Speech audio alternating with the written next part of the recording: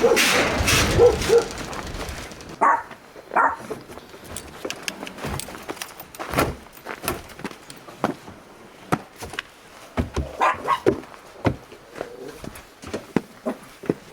на возбуждение в отношении вас уголовного дела по пункту В части 5 статьи 290 УК РФ.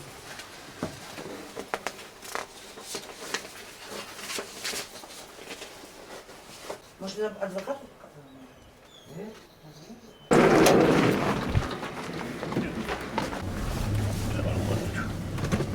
Уже нормально, все нормально. Вот